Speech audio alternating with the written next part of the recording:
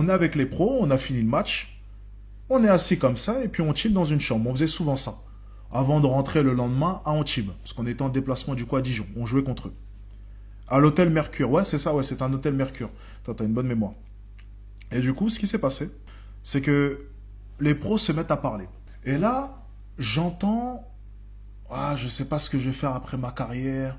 Peut-être que je vais lancer telle ou telle affaire. Peut-être que je vais faire ci. Et là, je vous jure, j'étais dans un angle dans la chambre et j'étais en train de me dire, attends, pourquoi est-ce qu'ils ont du mal à parler de leur après-carrière? Pourquoi est-ce qu'ils se mettent pas à la retraite tout simplement?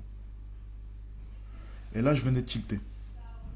Je venais de comprendre que gagner 15-20 000 euros par mois, c'était pas suffisant pour qu'à 35-36 ans, lorsque tu termines ta carrière, tu puisses te mettre à la retraite. Je venais de comprendre ça à l'instant. Je l'avais pas compris. Je venais de le comprendre à l'instant. Je me suis dit, merde. En fait, à 15-20 000 euros par mois, c'est pas suffisant. En fait, tu sais, quand tu viens d'en bas, t'as peut-être pas conscience des chiffres. Peut-être que dit comme ça, 10-15 000 euros par mois, ça a l'air énorme.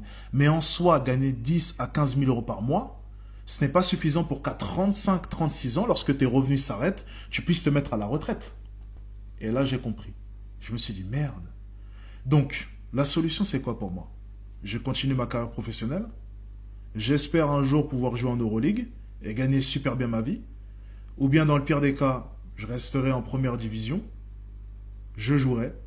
Je vais commencer à gagner 5 000, ensuite 7 000, 10 000, 15 000 par mois. Et ensuite, après, à 36 ans, tout s'arrête. Et je dois trouver un métier. Ok.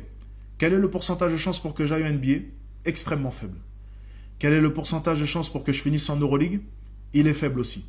Possible, mais faible. Ok. Faut faire un choix. Je fais quoi? Je fais du basket pourquoi? Pour l'argent. Est-ce que je suis fan de basket? Est-ce que je suis passionné? Non. Je veux faire de l'argent. Ok. Est-ce que mon cerveau fonctionne bien? Est-ce que j'ai toujours eu l'impression d'être plus malin que les autres? Oui. Dans ce cas-là, qu'est-ce que je fous là? Et donc j'ai décidé d'arrêter. Après ce voyage à Dijon, j'ai pris la décision que l'année d'après, je me barre.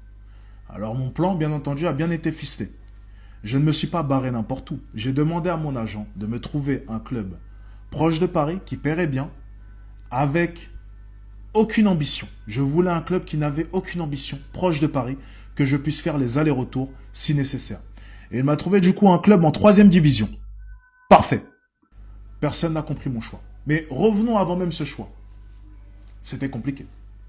Tu rentres chez toi, et en fait, pourquoi est-ce que c'était compliqué? Parce que, tu sais, t'es un peu l'espoir de la famille, tu vois. Toute la famille se dit, bon ben voilà, c'est l'espoir, c'est lui qui est censé... Et tu sais, on se vend de toi, le basketteur, il